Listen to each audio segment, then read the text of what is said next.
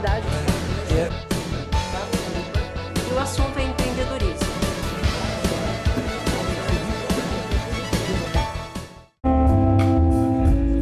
There's so many people to see. And when I look in my window,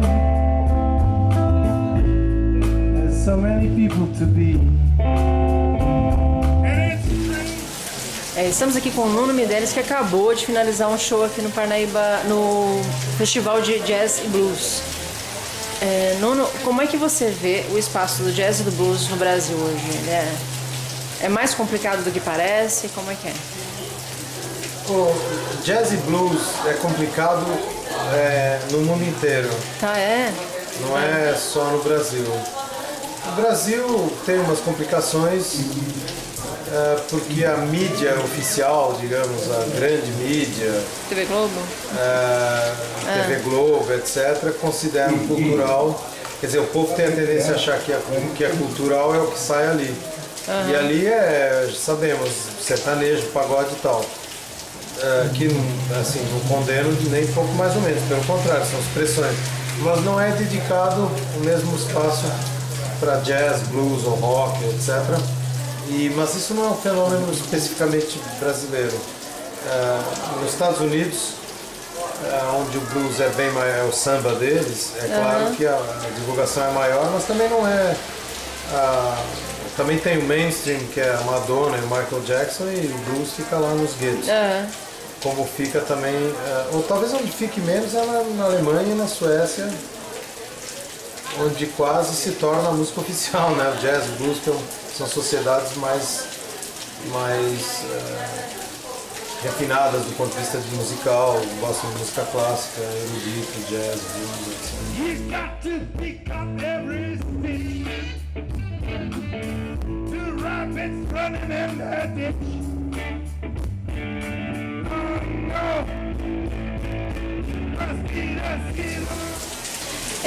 E o seu... mas assim, eu não respondi tudo. Tá. Como é que eu vejo a coisa em relação aqui? Eu acho ótima essa iniciativa. Isso que eu ia te perguntar. Não, sem dúvida, claro.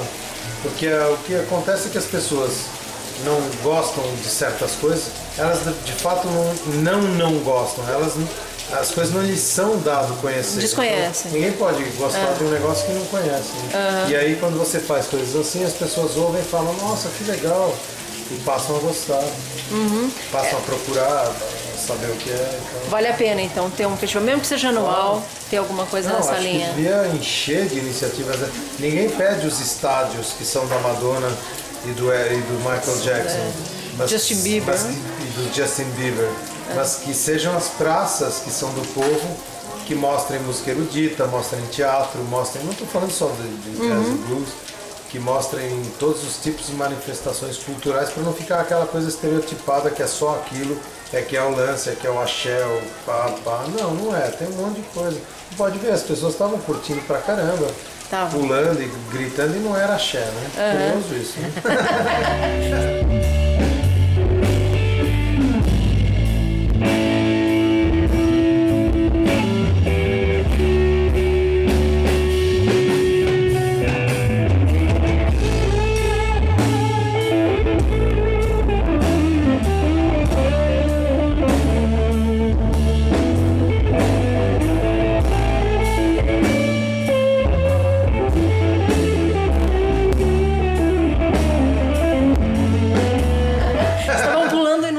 Não é interessante? Onde você acha que você se encaixa assim? É mais no rock ou mais no blues? Eu sou um derivado de uma fase meio termo.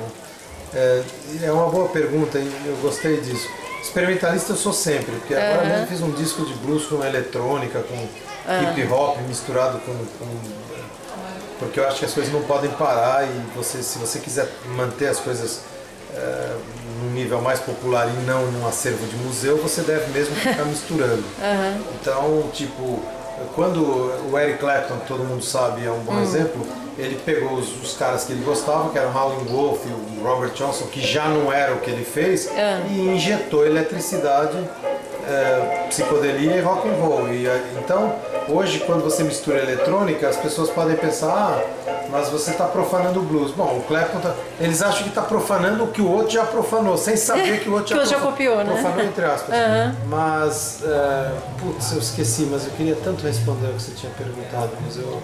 Então, você falou blues, rock ou o quê, né? Eu sou um derivado, exatamente, porque o que acontece, ali pelos anos 68 a 74, houve uma injeção de blues e rock, houve uma injeção de rock e de psicodelia, de elementos mais novos, no blues tradicional do Mississippi.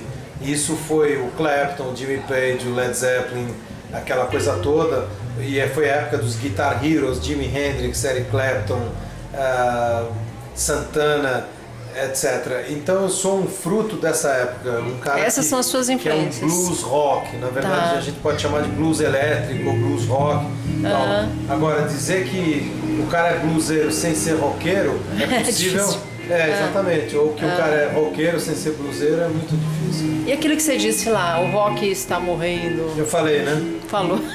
Porque tem cara que... Às vezes, quando todo mundo acha que o rock morreu, de alguma forma ele ressuscita em algum momento. Mas tá esse papo, né, que o rock morreu. O que você achou do Rock in Rio, por exemplo? Uma provocação, né? Tipo, mas o rock não tá morrendo? Podemos parar aqui, né? O pessoal, não para.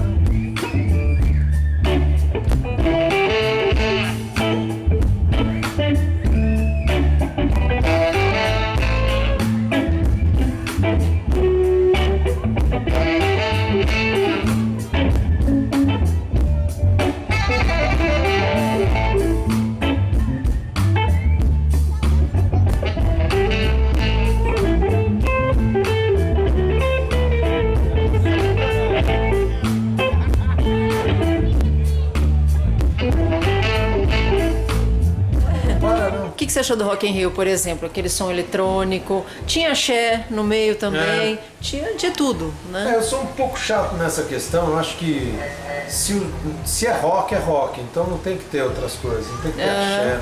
E tinha pouca gente de rock tudo, mesmo, nada, né? Nada tinha acho que quase 5 grupos de rock, reconhecidamente rock, não é? Eu senti falta de coisas, tipo, sabe, é rock, então cadê o pessoal do rock, né? Tava faltando ali a turma do rock. Não tinha Pearl Jam lá, tinha? Eu acho que não. Black Sabbath, Deep Purple. Pelo menos o Classic Rock não tava lá, né? Acho que tinha uns 2, 3 só. É um baita festival, não dá pra criticar, mas o que eu não entendo é essa inclusão. Entendo, na verdade entendo. É preciso público, é preciso que o evento dê certo. Uma época os festivais de jazz começaram a ficar tão... Essa história de misturar elementos, que se você não mistura, as coisas se transformam em algo precioso, mas de museu. Como Picasso. Picasso, Modigliani, Velázquez são preciosos, mas eles são de museu. Sim. Se você não quer que as coisas fiquem no nível de museu, você precisa começar a melanger, a misturar e tal. Então, os festivais de jazz, numa época, começaram a ver que não havia público, era aquele baita jazz de raiz, Dizzy Gillespie, Ron Carter, e começaram a chamar o pessoal do blues, que é essa onda meio que eu fiz, mais elétrica, para dar público ao festival. Então o Rock in Rio chama axé para dar público ao festival, para não ter... Tá faltando no trio elétrico da Bahia, então chamar os roqueiros, é isso? O trio elétrico da Bahia já era meio roqueiro, né? Os Novos Baianos, aquela turma. Aos poucos foi ficando... É isso aí, doutor.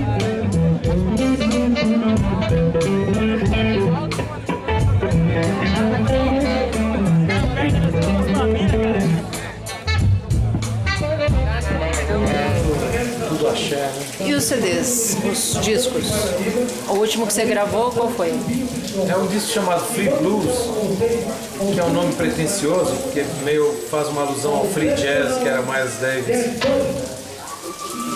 Miles Davis desconstruiu o jazz e criou o free jazz. Então quando eu chamo um disco de Free Blues, pode parecer que eu estou dizendo que eu desconstruí o blues e criei, que é uma pretensão, uma arrogância infame, né? É um voo livre. Mas eu gostei de chamar porque a ideia do disco era essa. E é um disco de blues misturado com eletrônica. As músicas que eu gostava quando era pequenininho, com uma leitura tipo uma criança hoje, como poderia saber o que é blues? Hoje é Legal. isso. Tipo, era um Muddy Waters com hip hop. Mostrar blues para crianças acho que pode ser bom, né? Acho legal para tentar manter o gênero Vivo. Ainda como pop, porque o blues é assim, ele morre 20 anos, aí vem alguém e ele vira pop, né? Então você tinha nos anos 70 Jimi Hendrix, 60 Jimi Hendrix, aí ele morreu um pouquinho, aí veio Johnny Winter nos anos 70, ele voltou, aí morreu de novo, aí veio Stevie Ray Vaughan nos anos 90, ele voltou, agora ele tá morto. Daqui a pouco ele volta com algum Messias. Não serei eu, evidentemente. É sempre um americano.